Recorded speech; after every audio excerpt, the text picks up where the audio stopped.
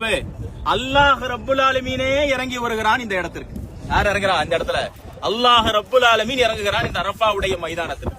அல்லாஹ் ரப்புல் ஆலமீன் இறங்கிய உடனேயே தன்னுடைய அடியார்களை பார்த்து 18 லட்சம் ஹாஜிமார்கள் இன்றைக்கு இந்த இடத்துல ஒன்று கூடியிருக்கோம். எல்லா இடத்துலையும் இத்தனை பேரை பார்த்து மலக்குமார்கள்ட்ட அல்லாஹ் சொல்லுவானா, என்னுடைய அடியாரை பாருங்கள் என்று பூரிப்பு பெய்து அல்லாஹ் ரப்புல் ஆலமீன் மலக்குமார்களிடத்தில் சிறப்பித்து குறிப்பிட்டு காமிப்பான் என்று நபிகள் நாயகம் ஸல்லல்லாஹு அலைஹி வஸல்லம் அவர்கள் குறிப்பிட்டு காமிக்கின்றார்கள்.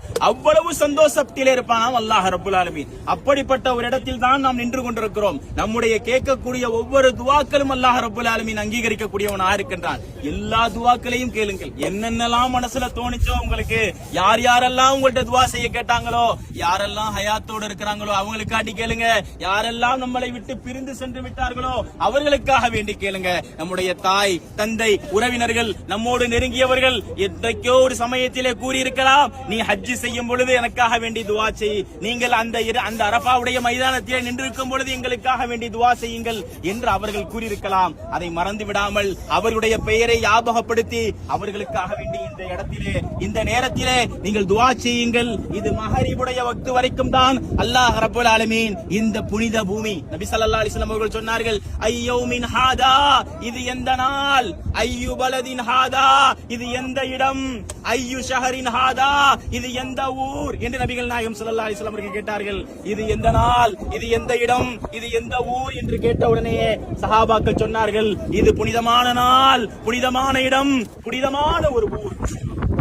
அல்லாஹ்வுடைய தூதர் சொன்னார்கள், எப்படி இந்த ஊர் புனிதமானதோ, எப்படி இந்த இடம் புனிதமானதோ, எப்படி இந்த ஊர் புனிதமானதோ, எப்படி இந்த நாள் புனிதமானதோ, அப்படித்தான் ஒவ்வொரு மனிதனுடைய மானமும் உங்களுக்கு புனிதமானது, அவனுடைய கண்ணியமும் உங்களுக்கு புனிதமானது.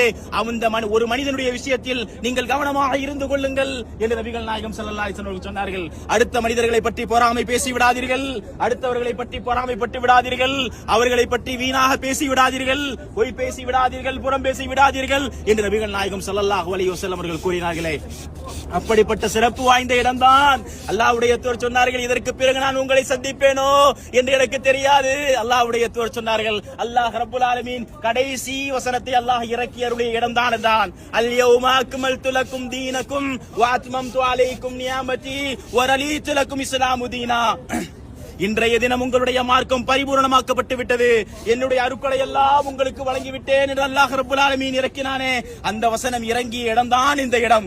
அல்லாஹ்வுடைய தூதர் ஸல்லல்லாஹு அலைஹி வஸல்லம் அவர்கள் லட்சக்கணக்கான சஹாபாக்களுக்கு மத்தியிலே மிகப்பெரிய ஒரு பேருரை நிகழ்த்தினார்கள். வாழ்க்கையில் நடந்த அத்தனை விஷயங்களையும் ரத்தின சுருக்கமாக அல்லாஹ்வுடைய தூதர் ஸல்லல்லாஹு அலைஹி வஸல்லம் அவர்கள் சொன்னார்கள். மக்களே, நான் உங்களிடத்தில் எல்லாவற்றையும் சொல்லிவிட்டேனா என்று அல்லாஹ்வுடைய தூதர் கேட்டார்கள். சஹாபாக்கள் சொன்னார்கள், அல்லாஹ்வுடைய தூதரே, நீங்கள் எல்லாவற்றையும் எங்களுக்கு சொல்லிவிட்டீர்கள் என்று சொன்ன உடனே அல்லாஹ்வுடைய தூதர் ஸல்லல்லாஹு அலைஹி வஸல்லம் அவர்கள் வானத்தை நோக்கி தன்னுடைய கையை உயர்த்தி சொன்னார்கள், யா அல்லாஹ், இதற்கு நீ சாட்சி, யா அல்லாஹ், இதற்கு நீ சாட்சி என்று அல்லாஹ்வுடைய தூதர் ஸல்லல்லாஹு அலைஹி வஸல்லம் அவர்கள் சொன்னார்கள்.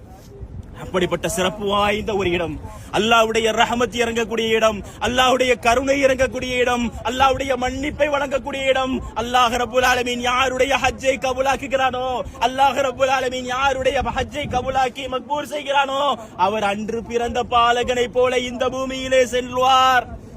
இதோ இன்னும் சில நிமிடங்களில் நம்முடைய பாவங்கள் மன்னிக்கப்படக்கூடிய நாள். அல்லாஹ்வுடைய தூதர் மேலும் சொன்னார்கள், ஆயிஷா ரலியல்லாஹு அன்ஹா அவர்கள் அறிவிக்கிறார்கள், நபிகள் நாயகம் ஸல்லல்லாஹு அலைஹி சொன்னார்கள், அரஃபாவுடைய மைதானத்திலே, அரஃபாவுடைய தினத்திலே அல்லாஹ் ரப்புல் ஆலமீன் நரகத்தில் இருக்கக்கூடிய நரகவாசிகளை கூட்டம் கூட்டமாக அல்லாஹ் ரப்புல் ஆலமீன் விடுதலை செய்யக்கூடிய நாள் தான் இந்த அரஃபாவுடைய தினம். வேறு எந்த நாட்களிலும் இவ்வளவு மக்களை அல்லாஹ் ரப்புல் ஆலமீன் நரகத்திலிருந்து விடுதலை செய்ய மாட்டான். இந்த